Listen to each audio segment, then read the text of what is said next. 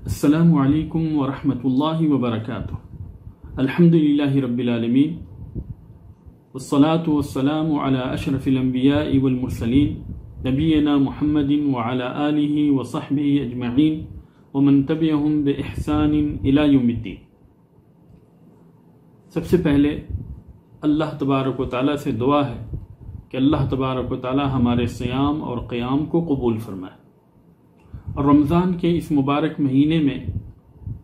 ہمیں اپنے ان بندوں میں سے بنائے جن کے سارے گناہ معاف کر دیے گئے اور جنہیں جہنم سے آزاد کر دیا گیا۔ آج کی اس مجلس میں انشاءاللہ ہم شوال کے 6 روزوں سے متعلق گفتگو کریں گے۔ ان کے احکام، فضائل، مسائل اور فوائد بیان کیے جائیں گے۔ چنانچہ شوال کے 6 روزوں کا حکم یہ ہے کہ یہ مستحب سنت ہے، اور اس سلسلے میں نبی کریم صلی اللہ علیہ وسلم کی بے شمار احادیث ہیں جن کے اندر شوال کے 6 روزوں کی فضیلت بیان کی گئی ہے۔ چنانچہ اسی سلسلے میں ابو ایوب انصاری رضی اللہ تعالیٰ عنہ کی حدیث ہے کہ رسول اللہ صلی اللہ علیہ وسلم نے فرمایا: من صام رمضان ثم اتبعه 6 من شوال كان كصيام الدهر، مسلم 1164، کہ جس نے رمضان کے روزے رکھے پھر اس کے بعد شوال کے 6 روزے رکھے تو اس کا یہ عمل زمانے بھر روزہ رکھنے کی طرح سے ہے۔ اور دوسری حدیث ثوبان رضی اللہ تعالیٰ عنہ کی ہے کہ رسول اللہ صلی اللہ علیہ وسلم نے فرمایا: صیام رمضان ب10 اشہر، کہ رمضان کے روزے 10 مہینوں کے روزے کے برابر ہے۔ وصیام 6 ایام بشہرین، اور شوال کے 6 دن کے روزے 2 مہینوں کے روزے کے برابر ہے۔ فذالک صیام السنہ، تو اس طرح سے یہ پورے سال کے روزوں کے برابر ہوئے۔ تو ان دونوں حدیثوں سے پتہ یہ چلا کہ شوال کے 6 روزے رکھنے کی وجہ سے رمضان کے ساتھ ساتھ اللہ تبارک و تعالیٰ پورے سال روزہ رکھنے کا اجر و ثواب عطا کرتا ہے۔ ان 6 روزوں کی صفت یہ ہے کہ عید کے فوراً بعد ان روزوں کی شروعات کر دی جائے، کیونکہ بھلائی کی طرف سبقت کرنے پہ زور دیا گیا ہے، جیسا کہ فرمان باری تعالی ہے: فاستبقوا الخیرات، کہ نیکی کے کاموں میں آگے بڑھو۔ اور دوسری جگہ پہ اللہ تبارک و تعالیٰ کا ارشاد ہے: وَسَارِعُوا إِلَى مَغْفِرَةٍ مِّن رَّبِّكُمْ وَجَنَّةٍ عَرْضُهَا السَّمَاوَاتُ وَالْأَرْضُ، کہ اپنے رب کی مغفرت اور اس جنت کی طرف جلدی کرو جس کی وسعت آسمانوں اور زمین کے برابر ہے۔ وَعِدَّتْ لِلْمُتَّقِينَ، جو کہ متقیوں کے لیے تیار کی گئی ہے۔ تو مستحب یہ ہے کہ شوال کے رمضان کے فوراً بعد شوال کی یہ 6 روزے رکھے جائیں، لیکن یہ بھی درست ہے کہ شوال کے شروع میں یا بیچ میں یا اخیر میں جب بھی چاہیں ان روزوں کو رکھ سکتے ہیں، مسلسل بھی رکھ سکتے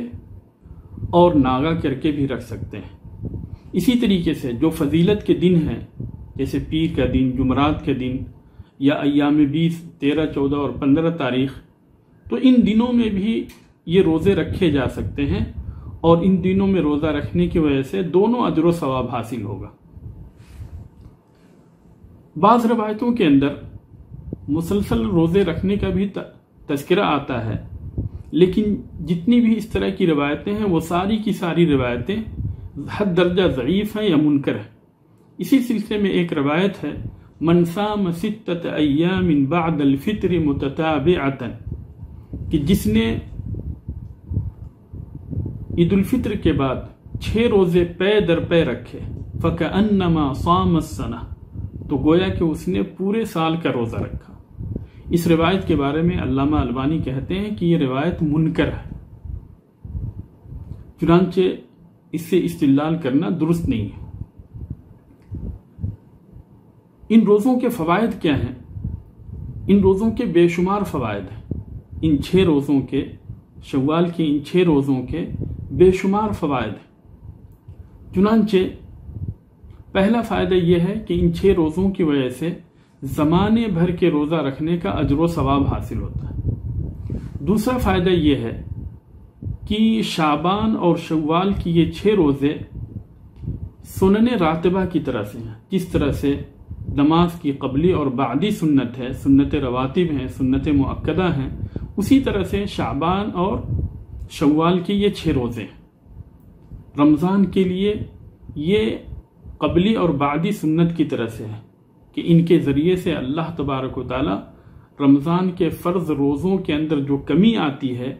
اس کمی کو اللہ تبارک و تعالی دور کر دیتا ہے۔ تیسری چیز یہ ہے کہ یہ رمضان کے روزے کی قبولیت کی علامت ہے، کیونکہ بندہ جب فرض عبادت کے بعد نفل عبادت کرتا ہے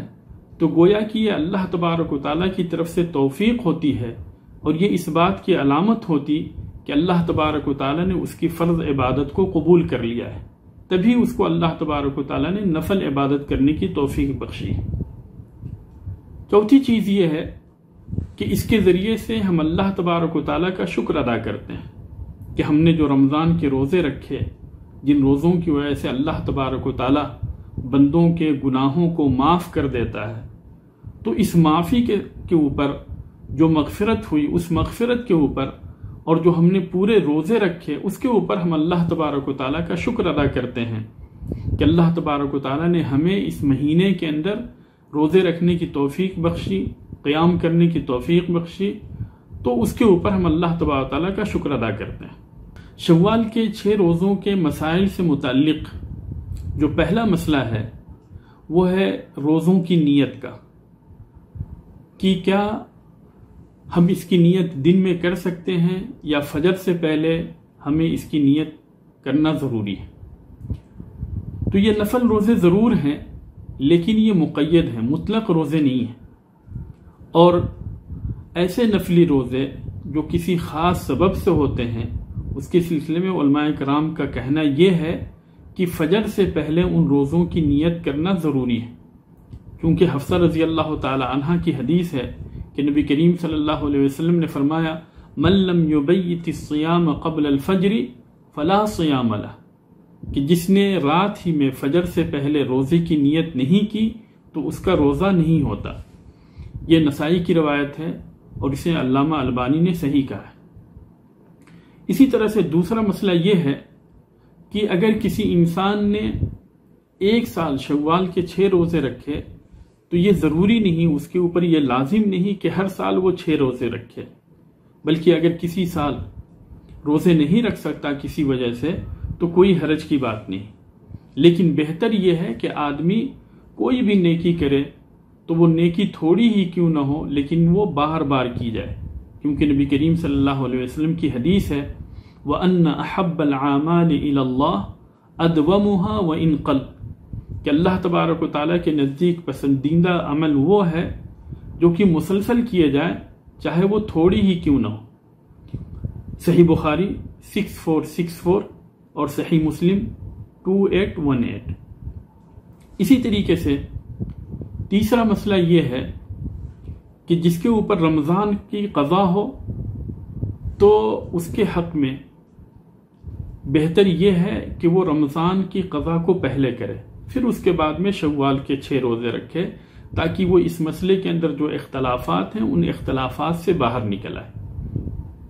اور انشاءاللہ اس مسئلے کی وضاحت تفصیل کے ساتھ میں ابھی کچھ مسائل بیان کرنے کے بعد میں کروں گا۔ چوتھا مسئلہ یہ ہے کہ کیا رمضان کے روزوں کی قضا اور شوال کے 6 روزوں کی نیت ایک ساتھ کی جا سکتی، کہ 6 روزے ہی رمضان کی قضا کے لیے بھی کافی ہوں اور شوال کے 6 روزوں کے لیے بھی کافی ہوں؟ تو اس سلسلے میں تفصیل ہے، اور تفصیل یہ ہے کہ 2 عبادتوں کے بیچ نیت کا جو مسئلہ ہے، مشترکہ نیت کا جو مسئلہ ہے، اس کے سلسلے میں قاعدہ یہ ہے کہ اگر دونوں عبادتیں بذات خود مقصود نہ ہوں اور مشترکہ نیت کے ذریعے سے انہیں ادا کر لینے سے دونوں کا مقصد حاصل ہو جائے تو پھر ایسی صورت میں مشترکہ نیت کرنا درست ہے۔ جیسے انسان اپنے اہل و عیال کے اوپر خرچ کرتا ہے اور ساتھ ہی ساتھ صدقہ کی بھی نیت کرتا ہے، تو یہ خرچ کے ساتھ ساتھ نفقے کے ساتھ ساتھ صدقہ بھی ہے، جیسا کہ نبی کریم صلی اللہ علیہ وسلم کی حدیث میں آتا ہے۔ ابو مسعود بدری رضی اللہ تعالیٰ عنہ اس حدیث کے راوی ہیں کہ نبی کریم صلی اللہ علیہ وسلم نے فرمایا ان المسلم اذا انفق على اہلہ نفقة وهو يحتسبها كانت له صدقہ، صحیح بخاری 5351، صحیح مسلم 1002، کہ مسلم جب اپنے اہل و عیال کے اوپر خرچ کرتا ہے ثواب کی نیت سے، کانت لہو صدقہ، تو یہ اس کے لیے صدقہ ہوتا ہے۔ اور دوسری مثال یہ ہے کہ اگر انسان اپنے قریبی رشتہ دار پہ صدقہ کرتا ہے اور اس کے اندر صلہ رحمی کی بھی نیت ہوتی ہے تو وہ دونوں چیزیں اسے حاصل ہوتی ہیں، جیسا کہ نبی کریم صلی اللہ علیہ وسلم کی حدیث ہے۔ سلمان ابن عامر رضی اللہ تعالی عنہ روایت کرتے ہیں کہ نبی کریم صلی اللہ علیہ وسلم نے فرمایا ان الصدقۃ علی المسکین صدقہ، کہ مسکین کے اوپر صدقہ کرنا صرف صدقہ ہے، وعلی ذی الرحم اثنتان، اور قریبی رشتہ دار کے اوپر صدقہ کرنا صدقۃ و صلہ، دو چیزیں ہیں، صدقہ بھی ہے اور صلہ رحمی بھی ہے۔ تو ان دونوں حدیثوں سے پتہ چلا کہ اگر دو عبادتیں ایسی ہیں کہ جن کی نیت ایک ساتھ کرنے سے دونوں عبادتوں کی ادائیگی ہو جائے تو پھر ایسی صورت میں مشترکہ نیت کرنے میں کوئی حرج نہیں، بلکہ مشترکہ نیت کرنا درست ہے۔ اور اگر کوئی انسان ایک ہی عبادت کے اندر دونوں نیتیں کرتا ہے، ایک ہی عمل کے اندر دونوں عبادتوں کی نیت کرتا ہے تو اللہ تبارک و تعالی اسے دونوں کا اجر و ثواب عطا کرتا ہے۔ لیکن اگر دو عبادتیں بذات خود مقصود ہوں اور دونوں کی نیت ایک ساتھ کرنے سے دونوں عبادتیں حاصل نہیں ہو سکتی تو پھر ایسی صورت میں مشترکہ نیت کرنا درست نہیں۔ مثال کے طور پہ کہ ظہر کی نماز بذات خود مقصود ہے اور عصر کی نماز بذات خود مقصود ہے، تو دونوں کی نیت ایک ساتھ کر کے صرف 4 رکعت نماز پڑھنا کافی نہیں، بلکہ ضروری ہے کہ انسان ظہر کی نماز الگ، یعنی ظہر کی نیت کر کے الگ 4 رکعت نماز پڑھے اور عصر کی نیت کر کے الگ سے 4 رکعت نماز پڑھے۔ اسی طریقے سے دوسری مثال یہ ہے کہ اگر انسان جو ہے ظہر کی نماز کے ساتھ ساتھ، ظہر کی فرض نماز کے ساتھ ساتھ ظہر سے پہلے کی جو سنت ہے اس کی نیت کر کے اور ظہر کے فرض نیت کر کے اگر صرف 4 رکعت پڑھے تو بھی کافی نہیں، کیونکہ دونوں عبادتیں بذات خود مقصود ہیں، اس لیے ظہر کی سنت الگ پڑھنی پڑے گی اور ظہر کی فرض جو ہے الگ پڑھنی پڑے گی۔ اسی طریقے سے ہمارا بھی یہ مسئلہ ہے کہ رمضان کے روزے بذات خود مقصود ہیں اور اسی طریقے سے شوال کے روزے بھی بذات خود مقصود ہیں، اس لیے دونوں کی نیت ایک ساتھ نہیں کی جا سکتی، کیونکہ حدیث کے اندر جیسا کہ ثوبان رضی اللہ تعالی عنہ کی حدیث میں گزرا کہ نبی کریم صلی اللہ علیہ وسلم نے فرمایا کہ صیام رمضان بعشرۃ اشہر، کہ رمضان کے روزے 10 مہینوں کے روزے کے برابر ہے، وہ صیام 6 ایام بشہرین، اور شوال کے 6 روزے 2 مہینوں کے روزے کے برابر ہے۔ اور اس لیے کہ نبی کریم صلی اللہ علیہ وسلم نے دوسری حدیث کے اندر فرمایا کہ من صام رمضان ثم اتبعہ 6 من شوال، کہ جس نے رمضان کے روزے رکھے پھر اس کے بعد میں شوال کے 6 روزے رکھے، کان کصیام الدہر، تو پھر یہ روزے پورے سال روزے رکھنے کی طرح سے ہے، زمانے بھر روزہ رکھنے کی طرح سے ہے۔ تو ان دونوں حدیثوں سے پتہ یہ چلتا ہے کہ دونوں کی مشترکہ نیت درست نہیں ہے، بلکہ یہ ضروری ہے کہ رمضان کی قضا کی نیت الگ کی جائے اور شوال کے 6 روزوں کی نیت الگ کی جائے۔ لیکن جیسا کہ پہلے میں نے بتایا کہ اگر مشترکہ نیت کے ذریعے سے دونوں عبادتوں کا مقصد حاصل ہو جائے تو پھر ایسی صورت میں مشترکہ نیت کرنے میں کوئی حرج نہیں، بلکہ مشترکہ نیت کرنا درست ہے اور بہتر ہے. اور اگر کوئی بندہ مشترکہ نیت کرتا ہے تو اس سے دونوں کا اجر و ثواب حاصل ہوتا ہے. چنانچہ روزے کی مثال میں سے ہم یہ مثال دے سکتے ہیں کہ جمعرات اور پیر کے روزے کے ساتھ ساتھ شوال کے 6 روزے کی نیت کرنا، یا اسی طرح سے عرفہ کے دن کے روزے کے ساتھ اور عاشورے کے دن کے روزے کے ساتھ رمضان کی قضا کی نیت اگر کوئی کرتا ہے تو انسان کو دونوں اجر و ثواب حاصل ہوگا. لیکن رمضان کی قضا کے ساتھ ساتھ شوال کے روزوں کی نیت نہیں کر سکتے، کیونکہ دونوں عبادتیں بذات خود مقصود ہیں، اور رمضان کے روزوں کے سبب انسان کو 10 مہینے کی نیکی حاصل ہوتی، اور شوال کے 6 روزے کے سبب انسان کو 2 مہینے کی نیکی حاصل ہوتی. اس طریقے سے رمضان کے ساتھ 6 روزے رکھنے کی وجہ سے انسان کو پورے سال روزہ رکھنے کا اجر و ثواب حاصل ہوتا ہے. شوال کے روزے کے مسائل میں سے ایک مسئلہ یہ ہے کہ اگر کسی نے عذر کی بنیاد پہ رمضان کے کچھ روزے نہیں رکھے، اس کے اوپر رمضان کے روزوں کی قضا ہے، تو کیا رمضان کے روزوں کی قضا سے پہلے شوال کے 6 روزے رکھ سکتا ہے؟ اس سلسلے میں علماء کرام کی 2 رائے. پہلی رائے یہ ہے کہ رمضان کے روزے کی قضا سے پہلے شوال کے 6 روزے رکھ سکتے ہیں، اور اگر شوال کے 6 روزے رکھ لیے تو شوال کے 6 روزوں کی جو فضیلت ہے، جو اس کا اجر و ثواب ہے، وہ اجر و ثواب اسے حاصل ہو جائے گا. کیونکہ اگر کسی نے عذر کی بنیاد پہ رمضان کے اندر کچھ روزے نہیں رکھے تو ہم اسے یہ نہیں کہیں گے کہ اس نے رمضان کے روزے نہیں رکھے، بلکہ ہم اسے یہی کہتے ہیں کہ اس نے رمضان کے روزے رکھے. اسی طرح سے دوسری چیز یہ ہے کہ رمضان کے روزوں کی قضا فوری طور پر واجب نہیں، بلکہ شعبان تک اس کا وقت ہے. جیسا کہ عائشہ رضی اللہ تعالی عنہ کی حدیث سے ثابت ہے کہ وہ شعبان کے اندر رمضان کے روزوں کی قضا کیا کرتی تھی. لیکن جہاں تک شوال کے روزوں کی بات ہے تو اس کا وقت جو ہے محدود ہے. شوال کے ختم ہونے کے ساتھ ہی اس کا وقت ختم ہو جائے گا. اس لیے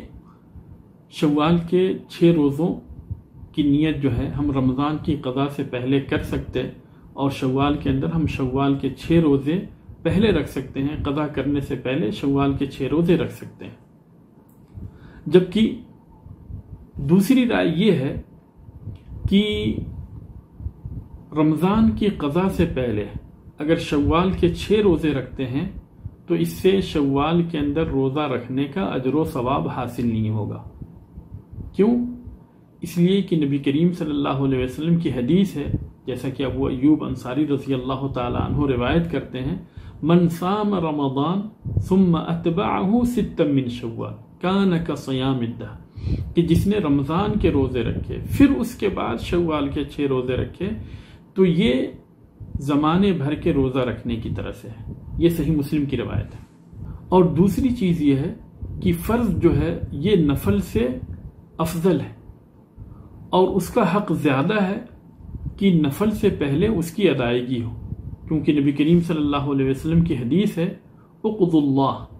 فاللہ احق بالوفاء. بخاری کی روایت ہے 1852. اللہ تعالیٰ کا قرضہ تو اس بات کا زیادہ حقدار ہے کہ اسے پورا کیا جائے. تو اس اعتبار سے اور اسی طریقے سے تیسری چیز یہ ہے کہ اصل یہ ہے کہ نبی کریم صلی اللہ علیہ وسلم کے کلام کو حقیقت کے اوپر محمول کیا جائے. چنانچہ یہاں پہ جو نبی کریم صلی اللہ علیہ وسلم کا کلام ہے کہ جس نے رمضان کے روزے رکھے، تو جب اس کو حقیقت کے اوپر محمول کریں گے تو اس سے یہ ثابت ہوگا کہ جس نے رمضان کے پورے روزے رکھے. اور چوتھی چیز یہ ہے کہ رمضان کے پورے روزے رکھنا یہ یقینی چیز ہے، یعنی رمضان کے پورے روزے رکھنے کے بعد میں شوال کے 6 روزے رکھتے ہیں تو یہاں پہ اجر و ثواب کی حصولی جو ہے یہ یقینی ہے. لیکن اگر رمضان کے روزے مکمل کرنے سے پہلے شوال کے 6 روزے رکھتے ہیں تو یہاں پہ اجر و ثواب کی حصولیابی کے سلسلے میں شک ہے. اور جب یقین اور شک کی بات ہو تو یقین کو ترجیح دی جاتی ہے۔ اسی طریقے سے نبی کریم صلی اللہ علیہ وسلم کے کلام کا جو سیاق ہے وہ سیاق بھی اسی معنی کے اوپر دلالت کر رہا ہے کہ پہلے رمضان کے روزے رکھے جائیں، پھر اس کے بعد میں شوال کے 6 روزے رکھے جائیں۔ اسی لیے اختلاف میں پڑنے کے بجائے ہمارے لیے ضروری ہے کہ ہم پہلے رمضان کے روزے مکمل کر لیں، رمضان کی قضا کو مکمل کر لیں، پھر اس کے بعد میں ہم شوال کے 6 روزے رکھیں، تاکہ یقینی طور پہ ہمیں رمضان کے روزے کی قضا کے ساتھ ساتھ شوال کے 6 روزوں کا بھی اجر و ثواب حاصل ہو جائے۔ اسی طرح سے شوال کے 6 روزوں کے مسائل میں سے ایک مسئلہ یہ ہے کہ اگر کسی نے شوال کے اندر 6 روزے نہیں رکھے اور دوسرے مہینوں میں یہ 6 روزے رکھنا چاہتا ہے تو کیا اسے شوال کے 6 روزوں کا اجر و ثواب حاصل ہوگا؟ یقیناً اسے یہ اجر و ثواب حاصل نہیں ہوگا۔ کیوں؟ اس لیے کہ شوال کی خصوصیت کا مقصد یہ ہے کہ انسان نیکی کے اندر جلدی کرے اور اس غنیمت سے فائدہ اٹھائے، اس موقع کو غنیمت جانے اور اس سے فائدہ اٹھائے۔ اور جب شوال کا مہینہ ختم ہو جائے گا تو ساتھ ہی ساتھ اس نیکی کا وقت بھی ختم ہو جائے گا، اس لیے کہ اللہ تبارک و تعالیٰ کا حکم ہے فاستبقوا الخیرات، نیکی کے کاموں میں آگے بڑھو۔ اور دوسری جگہ اللہ تبارک و تعالیٰ نے فرمایا وَسَارِعُوا إِلَى مَغْفِرَةٍ مِّن رَبِّكُمْ وَجَنَّةٍ أَرْضُهَا السَّمَاوَاتُ وَالْأَرْضُ أُعِدَّتْ لِلْمُتَّقِينَ، کہ اللہ تبارک و تعالیٰ کی مغفرت کی طرف جلدی کرو اور اس جنت کی طرف جس کی وسعت آسمانوں اور زمین کے برابر ہے، جو متقیوں کے لیے تیار کی گئی۔ تو یہاں اللہ تبارک و تعالیٰ نے ہمیں نیکی کے لیے جلدی کرنے کا حکم دیا ہے کہ ہم اس کی طرف جلدی کریں، اس کی طرف ہم آگے بڑھیں۔ اسی لیے اگر کوئی انسان شوال کے ان 6 روزوں کو شوال کے بجائے کسی دوسرے مہینے میں رکھتا ہے تو اسے وہ اجر و ثواب حاصل نہیں ہوگا، اس لیے کہ اگر دوسرے مہینے میں بھی روزہ رکھنے سے یہی اجر و ثواب حاصل ہونے والا تھا تو پھر شوال کی خصوصیت کا کوئی معنی ہی نہیں رہ جاتا، کوئی مطلب ہی باقی نہیں رہ جاتا۔ اس لیے جو ہے یہ ضروری ہے کہ اگر ہم شوال کے 6 روزوں کا اجر و ثواب حاصل کرنا چاہتے ہیں تو شوال کے اندر ہی ان 6 روزوں کو رکھیں، اور بعد میں ہم ان 6 روزوں کو نہیں رکھ سکتے یا ان کی قضا نہیں کر سکتے ہیں، کیونکہ یہ جو فضیلت ہے یہ شوال کے مہینے کے ساتھ خاص ہے۔ اور اخیر میں اپنی بات ختم کرنے سے پہلے میں 2 چیزوں کی طرف اشارہ کرنا چاہتا ہوں، وہ یہ ہے کہ اگر کسی بندے نے 1 سال روزہ رکھا تو اس کے اوپر ہر سال جو ہے شوال کے 6 روزے رکھنا لازم نہیں ہے، یا اسی طرح سے اگر کسی نے جو ہے شوال کے اندر روزے رکھنا شروع کیا تھا لیکن وہ 3 یا 4 ہی روزے رکھ سکا، اس کے بعد میں وہ شوال کے 6 روزے مکمل نہیں کر سکا، تو اس کے اوپر بھی کوئی گناہ نہیں ہے، کیونکہ نبی کریم صلی اللہ علیہ وسلم کی حدیث ہے الصائم المتطوع امین نفسہ، کہ نفل روزے رکھنے والا اپنے نفس کا امین ہے، ان شاء صام و ان شاء افطر، اگر وہ چاہے تو روزہ رکھے اور اگر چاہے تو افطار کر لے، روزہ توڑ دے۔ تو اگر اس کے روزے مکمل نہیں ہو سکے تو اس کے اوپر کسی طرح کا گناہ نہیں ہے، لیکن یہ ہے کہ اگر اس کے 6 روزے مکمل ہو جاتے تو وہ اجر و ثواب کا مستحق ہوتا، اور شوال کے اندر جو روزوں کی فضیلت ہے اس فضیلت کا وہ مستحق ہوتا۔ اسی طریقے سے بعض لوگ 8 شوال کو جو عید مناتے ہیں اور اس عید کو عید الابرار کا نام دیتے ہیں کہ نیک لوگوں کی عید، یہ سراسر غلط ہے اور یہ بدعت ہے جس کا ثبوت قرآن و حدیث کے اندر موجود نہیں ہے۔ لہذا 8 شوال کو عید الابرار کے نام سے عید منانا درست نہیں، بلکہ یہ گناہ کا کام ہے، اس سے بچنا ہمارے لیے ضروری ہے۔ اللہ تبارک و تعالیٰ سے دعا ہے کہ اللہ تبارک و تعالیٰ ہمیں نبی کریم صلی اللہ علیہ وسلم کی سنت کے مطابق عمل کرنے کی توفیق عطا فرمائے، جب تک ہمیں اس دنیا کے اندر زندہ رکھے اسلام پہ زندہ رکھے، اور جب ہمیں وفات دے اسلام پہ وفات دے۔ اللہ تبارک و تعالیٰ ہمیں شوال کے مہینے میں 6 روزے رکھنے کی توفیق عطا فرمائے، اور اس کے ذریعے سے اللہ تبارک و تعالیٰ ہمارے روزے کو پورے زمانے کے روزے کی طرح سے بنائے۔ اللہ تبارک و تعالیٰ تو ہی سب کی دعاؤں کو سننے والا اور قبول کرنے والا ہے۔ اللہ تعالیٰ تو ہماری بھی دعاؤں کو سن لے اور قبول کر لے. آمین. وآخر دعوانا ان الحمد للہ رب العالمین. السلام علیکم ورحمۃ اللہ وبرکاتہ.